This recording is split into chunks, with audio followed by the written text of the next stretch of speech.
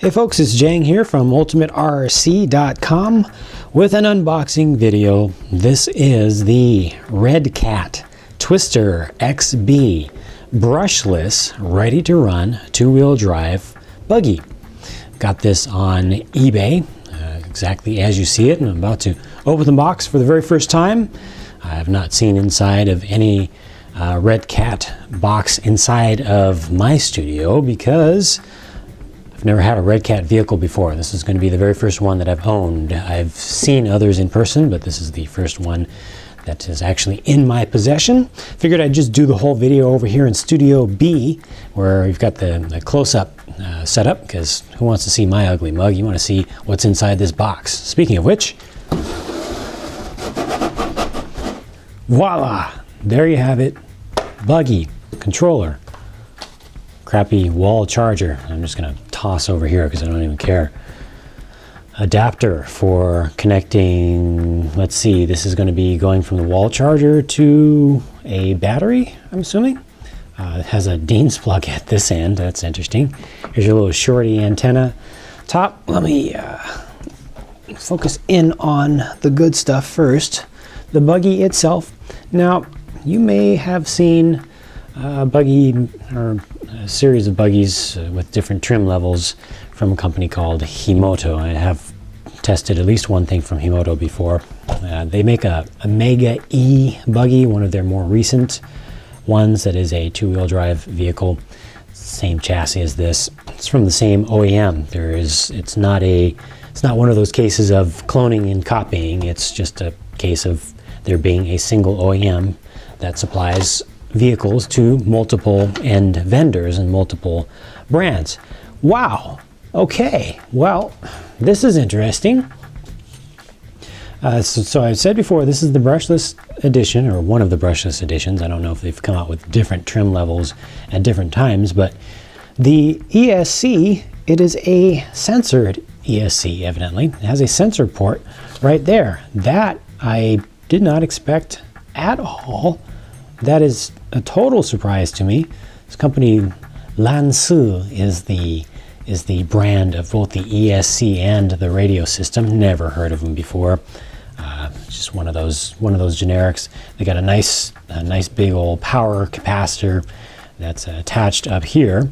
So that's cool and all. And then another surprise, well, a couple of surprises here for me. One, I didn't realize that it was going to come with a battery for the price that I paid. It's a nickel metal hydride 2000 milliamp hour battery, and here's the explanation for that adapter going to a Dean's plug. Here's the other explanation for it. Let me go ahead and pull out this battery because this is some interesting stuff for me. How does this go? Oh, you push them in. Super cool. God, that is... I just hope it doesn't come off easily on its own, but not having to pull a pin, just look at that.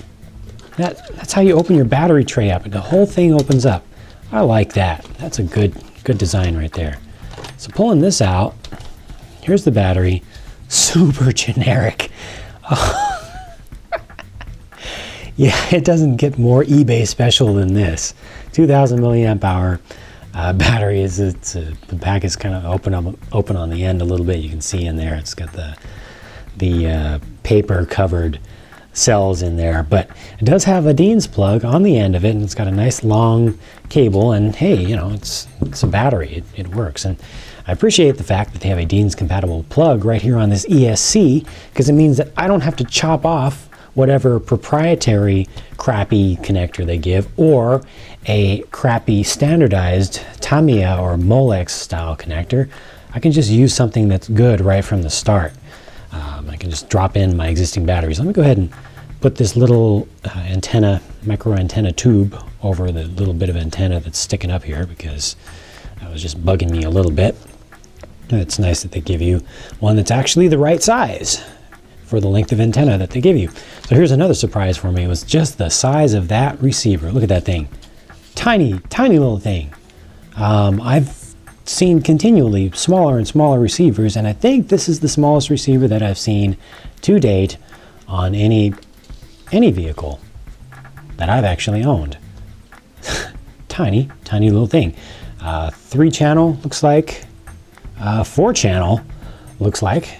4-channel. The 4th channel is alternate for a battery in connector. The binding button is here. Looks like it has not been, oh, there it goes. Click, click, click. The ESC, I do not have specs on the ESC, real world specs, but it says 90 amp on the back of it. I don't know if I can trust that, but I am certain that it will be powerful enough just from looking at it, unless it's poor quality. It should be powerful enough to handle this motor. It's a true 540 size motor, sensorless motor. It says 3930 kV on the back of it, so right in the conservative range of kV for that size of motor for this application. Should be able to get it going at a pretty decent speed, but nothing too crazy.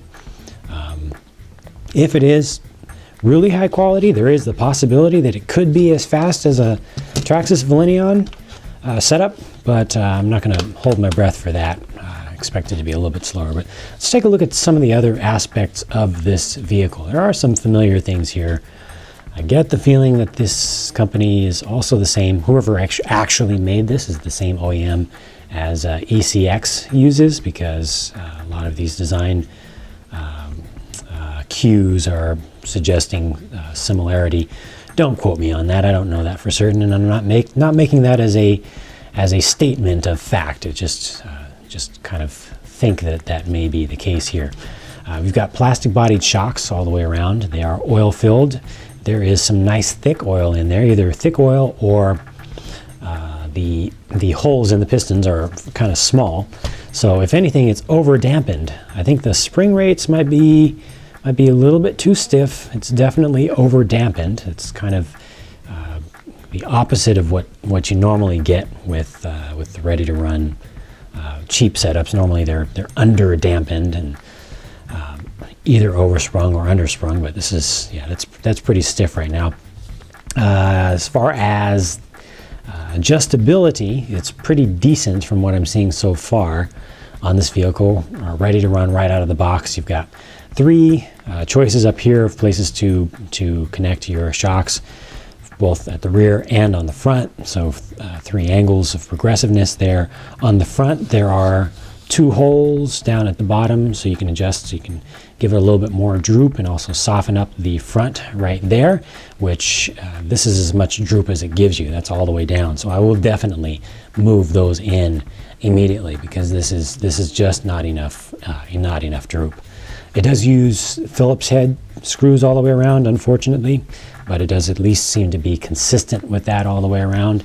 You can also see here that we do have turnbuckles. Let me just verify they are proper. Yes, they are actual working turnbuckles. You know, you don't have to ever pop off the ends. You just use them normally for both toe as well as camber up front.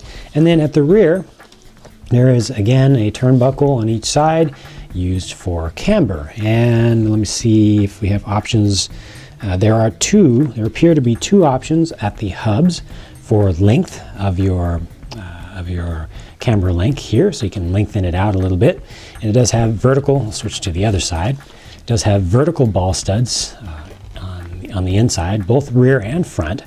So you can put spacers under there to change your roll center. And there are also two locations in there where you can again lengthen the camber length yet again. And at the rear for the shocks, down at the bottom, you've got 3 holes down here. So for a El Cheapo ready to run, a lot of tuning options, you know, a lot more than you get with something like a Traxxas ready to run most of the time. So that's cool to begin with. Pretty standard layout for you know, just how the entire chassis is put together. Kind of follows the basic idea that the Associated B4 came up with its entire design. It's very similar in many ways to the B4 design, with everything centralized towards the middle as much as reasonably possible, with the front shocks to the rear of the front shock tower, the rear shocks as far forward as they can reasonably go, and then the shock tower forward of that yet again. So nice basic design there. The servo sounds like a pretty normal servo, it doesn't sound geared down a whole lot. Just feels a little bit weak, so it's probably low on torque, but hopefully it won't be too slow. I'll find that out when I start testing it. These tires look very familiar to me, look very similar to what Tamiya did for their dark impact buggy, but these are softer, and these actually have a nice feel to them. They're not super soft, they're not going to wear out immediately, and they do have larger lugs towards the middle, wider lugs, and the carcass, or the carcass is rounded off, so those are going to get hit the most. But at least it should have a fairly consistent feel as it leans over and turns, given how round that is. There are foams in here, I believe. They just feel like, it does feel like there are foams, but it does feel like they are kind of soft.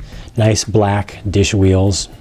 Hopefully those will respond fine to acetone, so that when these tires run out, I can just put on more regular racing style 2.2 rear tires, and the fronts will last forever. Although these are pretty soft too, I have to say, for cheapo ready to run.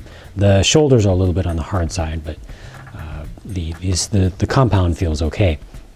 I actually lied already about, because I'm biased, about the screw heads. We actually do have Allen heads for the gear cover at the rear, but there is a slipper clutch in there, so that's good, and that's accessible from outside, so I should not have to take those off immediately. And what else do we have? The wing, very large racing style wing, large side dams that can be trimmed down. You can see there are alternate trim lines to get those a little bit shorter, to increase steering later in turns at high speeds. You cannot change the angle. By default, they don't have angle adjustments to it that I can see here. The on-off switch appears to be all the way back here. I don't know why they did that. Actually, yes, I do know why they did that. They did that so that you don't have to take the body off or even pop the body up to access your switch.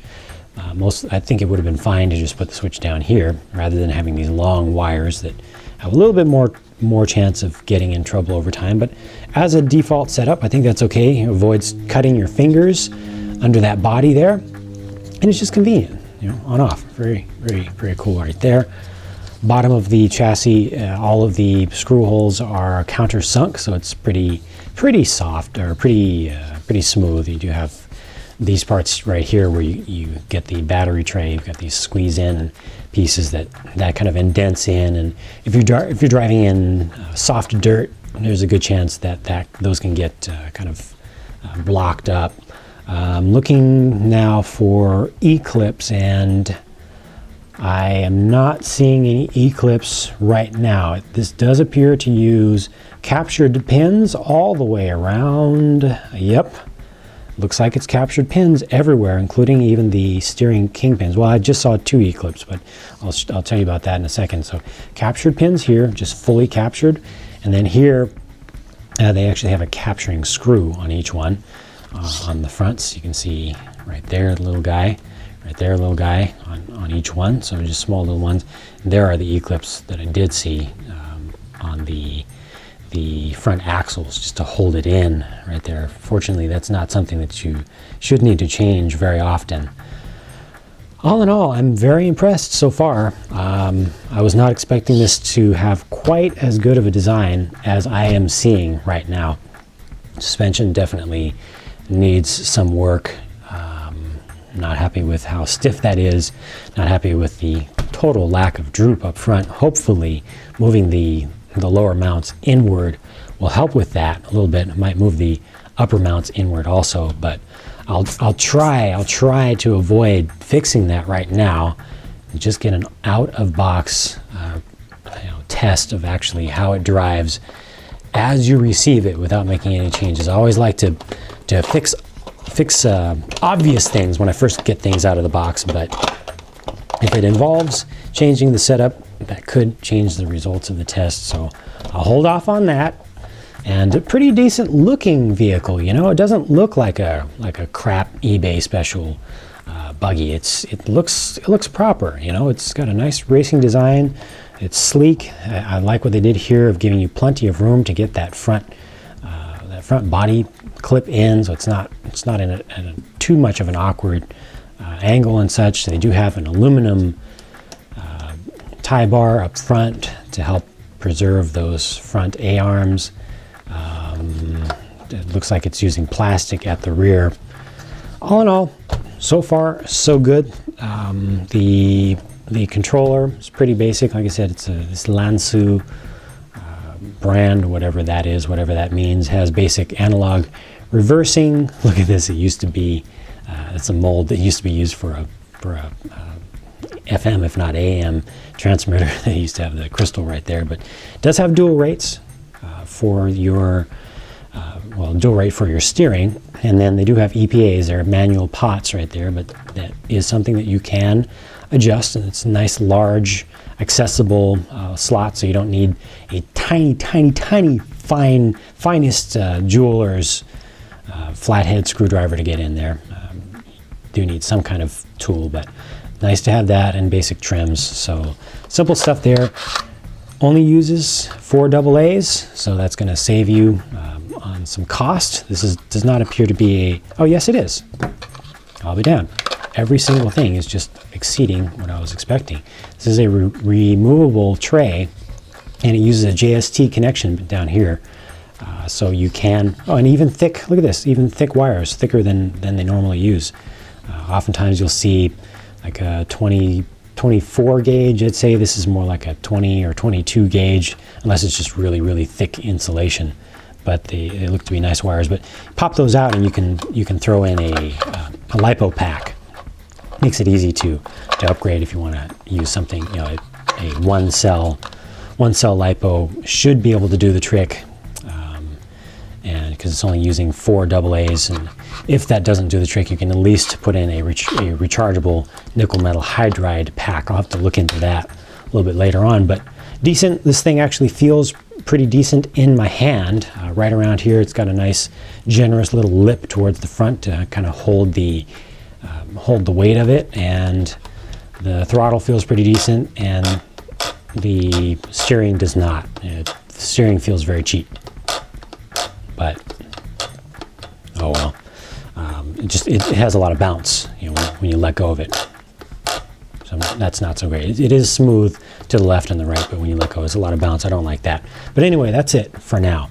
I'm going to charge up the stock eBay special no-name battery here that comes in almost inexplicably with a Dean's connector. Kind of looks funny, but glad they have the Dean's connector on the ESC.